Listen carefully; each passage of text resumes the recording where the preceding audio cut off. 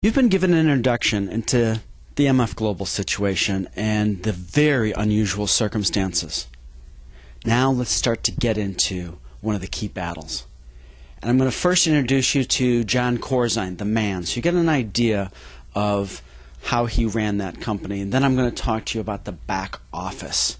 And I'm going to show you Mr. Corzine's primary fall guy at this point.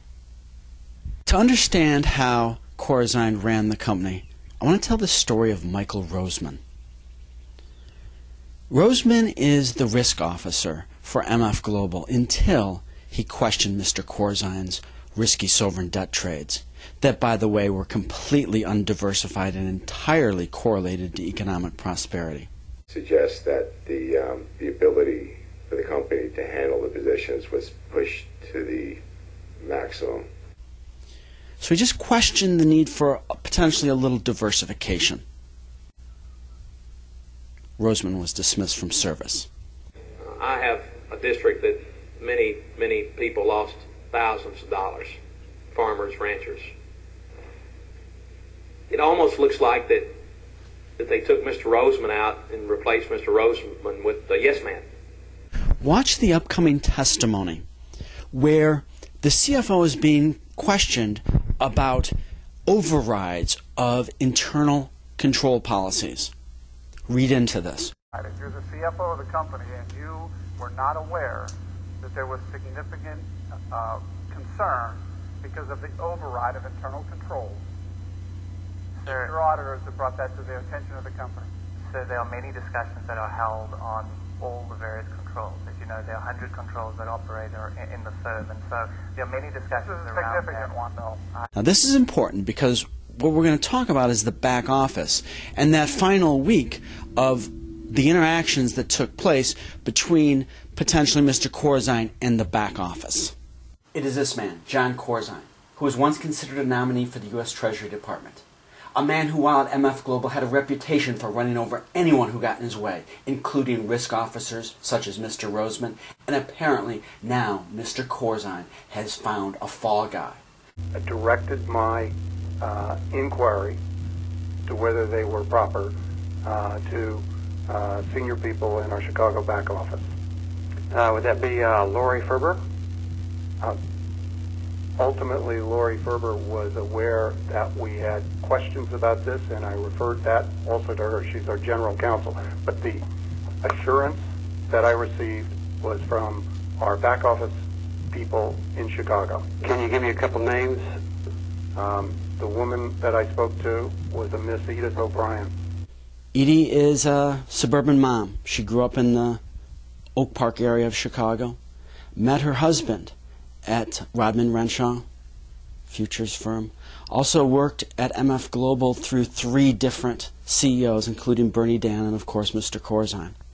Well respected in the industry. I personally don't know her, but I've spoken to people who do know her. She doesn't have the whole corporate picture. Miss O'Brien reported to Miss Zerwinski. Of all the people that are probably going to show up on the corporate ladder, I'm willing to bet that Ms. O'Brien's name or her position will not show up. And she, however, was the only person. She was the top-ranking person to say, let's take all the customer funds and do whatever we feel like. Let's recap the story, just so we're clear. We have Mr. Corzine, a man who has a history of getting what he wants. And he's going to come into confrontation with the back office the week of MF Global's demise. And so now let's get to Ms. Zerwinski. You're looking at her on screen. Ms. Zerwinski is the CFO of MF Global's North American operations. She worked in the Chicago back office. The week of MF Global's demise, Ms. Zerwinski, along with 2 of the other top people in compliance, were gone. Ms. Zerwinski, your absence, were you out of the United States when these things were occurring? Ballroom dancing. No, I was not out of the United States. I mean, Ms. Zerwinski and one other employee were ballroom dancing in Las Vegas, and another employee had left for New York. This left Miss O'Brien to report directly to the C-level. the path was clear from Mr. Corzine to Miss O'Brien, because Miss O'Brien then reported directly to the C-level. Let's put this into perspective. The week that MF Global declares bankruptcy, the top 3 people in back office compliance and customer asset protections are gone. That's normally very unusual. But the fact that the back office was gone at a time when MF Global knew they were headed for a liquidity crisis is beyond irresponsible, and it implies a degree of planning. Consider that this was also the week when documents were falsified to regulators. And consider this was also the week when $900 million of customer assets were transferred out of MF Global to MF Global counterparties. Very suspicious. And it leads to this conclusion. He has one word, in his opinion, to describe these proceedings. You shocked me when you said it. What is that one word? Watergate. So we have extremely suspicious behavior leading up to the week of the bankruptcy. Mr. Corzine apparently has found his target, his fall guy, and her name's Edith O'Brien. So let's fast forward a little bit. Edith is now testifying before Congress. An interesting story about Edith. When she stood up and gave the oath, she was clutching rosary beads. I took a picture of it. She's in over her head. She's swimming with sharks. What does she do in Congress?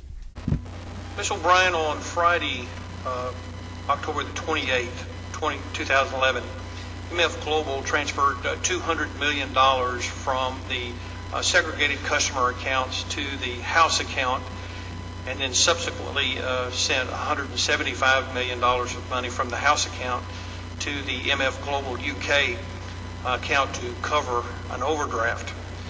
As you're aware, in December, Mr. Corzine testified here that you assured him that those transfers complied with the CFTC rules about customer segregation. Reportedly, you dispute Mr. Corzine's testimony. So let me ask you today, Ms. O'Brien, did you give Mr. Corzine assurances that the farmers and ranchers' money that was in MF Global's account, the segregated accounts, did you give him assurances that that money was not their money? I'm sorry, you're going to have to. Yep. On the advice of counsel, I respectfully decline to answer based on my constitutional right. Edith want to talk in front of Congress.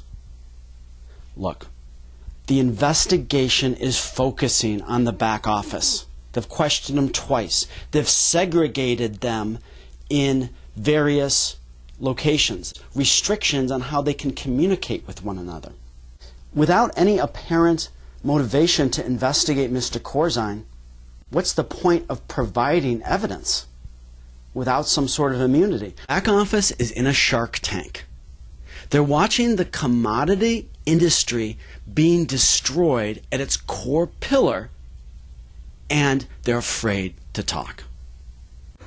I'm disappointed, and because of your answer, but I believe that because I believe you have important knowledge, and I'm hopeful that maybe at some point in time that you'll reconsider and come back and testify. Thanks for completing the second video. It's very important that this MF Global message be heard, because right now discussions are taking place and decisions are being made, and the more people that understand both sides of the MF Global story, including the side that's not being told, the customer side, the back office side, that's the side that doesn't have a voice.